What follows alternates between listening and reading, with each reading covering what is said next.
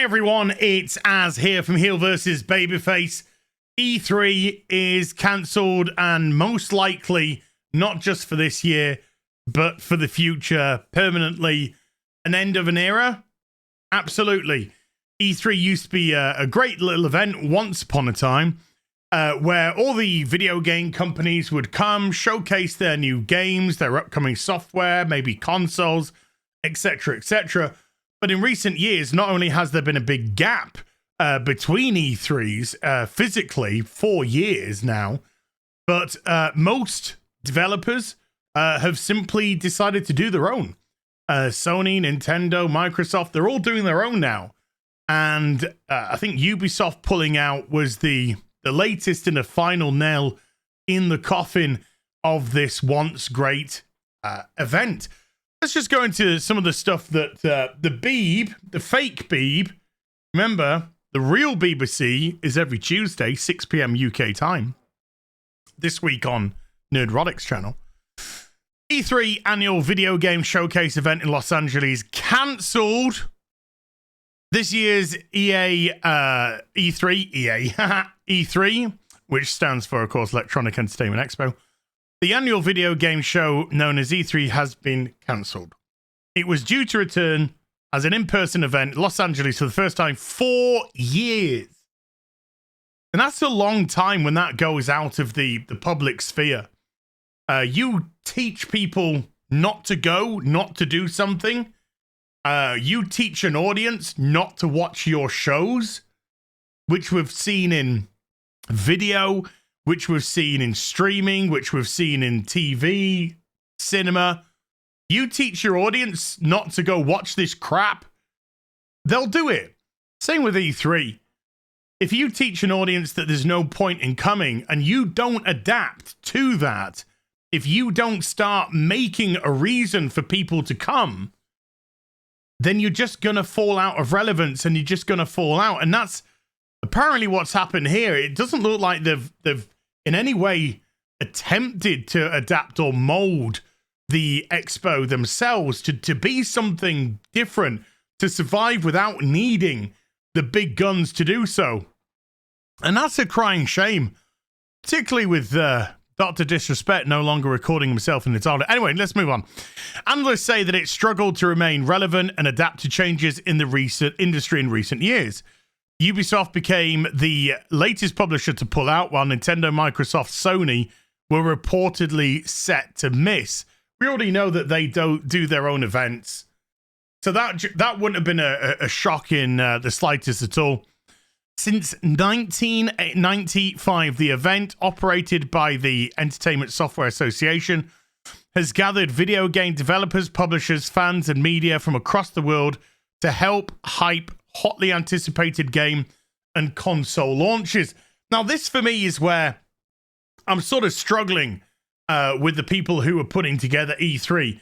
If you are clearly going to start missing your big guns, Microsoft, Sony, Nintendo, and you're going to start missing some of the bigger publishers, Ubisoft, then you've got to make sure that people have got a reason to come.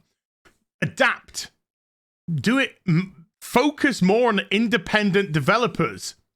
Independent developers that have got or had great games going throughout the year or the previous year, and what they're doing, what they're working on now.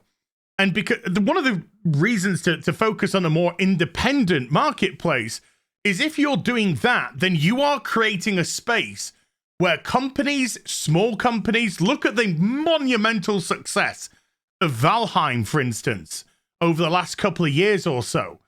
If you focus then on pushing these independent companies, these smaller companies that are coming out with things which are away from the mainstream, and what exactly is the mainstream producing now? Are there any absolute can't afford to miss games nowadays? We've got annual franchises, monetization that looks like mobile phone games. Do you really need that for your E3 Expo? I don't think so. Sponsors, that's a different kettle of fish altogether. Are sponsors going to be scared away that there isn't the big names in their opinion? Isn't E3 a big name in itself to sell? Isn't it a chance to rebuild, to readapt, to remold without the big guys? And then if you don't do that without the big guys, then suddenly you've got a thriving business again. That's the weird thing to me. I mean, we've had Resident Evil 4 just come out, the Resident Evil 4 remake. It's great, but it's a remake of an already great game. You know, if you want to focus companies which are looking to innovate, look at, again, I just mentioned Dr. Disrespect is a little throwaway comment because of the toilet incident a few years ago. But if you know, Dr. Disrespect in that time has gone off and created a brand new company, Midnight Society. So you could start looking at companies like that. Why don't we bring Midnight Society as one of the featured companies? Look at Dead Drop as one of the featured games. Give them a platform. They're doing their own little drops and announcements and stuff. But if you get them onto an E3 stage, if you give them a platform that you know gamers are going to be interested in and gamers are going to look at, and instead of looking at it's Call of Duty 68,000, it's just the annual update which inevitably get, and actually put something different, an alternative, somebody that's decided that they're sick and tired of this annual crap, this non-developing crap, and are doing something about it themselves, being an entrepreneur, putting their money where their mouth is, creating a company, creating jobs, and creating a new game. Now, I don't know if the game's going to be any good or not. I do have access to it. I haven't played it. I haven't tested it out as yet.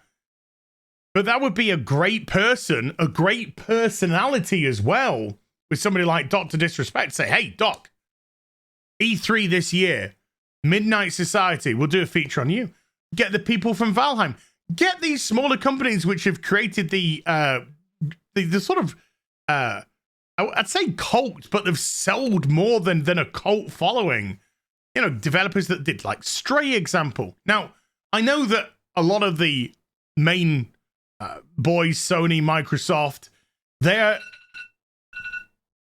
Friday Night Tights alarm, they are buying up these smaller companies. They're buying up a lot of smaller companies and then putting under their banner.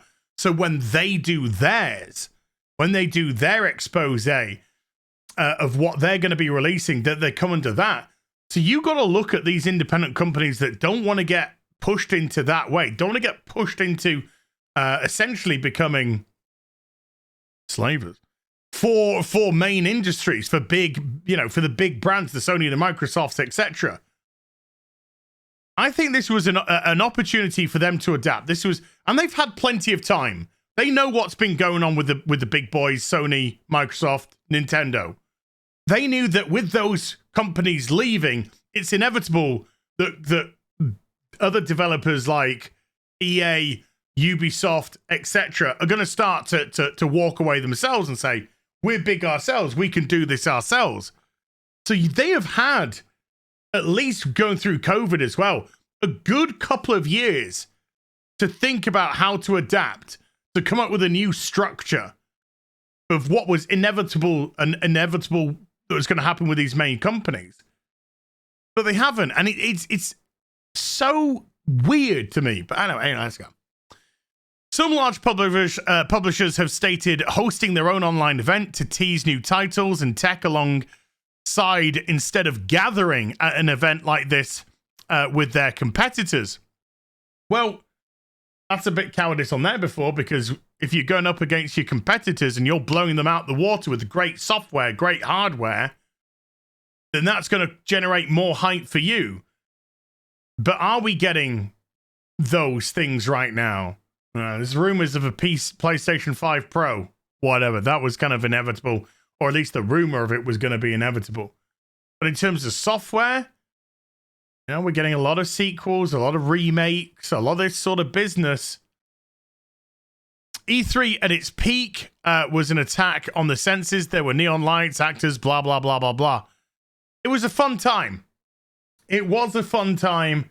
And it was a great event for fans and themselves. But if you aren't going to adapt with the times, then you are going to be like E3, dead, gone, and an afterthought. And that's a shame, because will the legacy of E3 live for too much longer? Not really, no. I don't think so. It's just another one of those things that is going to fade away into oblivion as people start cheering and shouting at the showcase of Microsoft or Sony or Nintendo. RIP E3. Unless something really drastic happens, I don't think it's ever coming back. Take care. See you in the next video. Bye for now.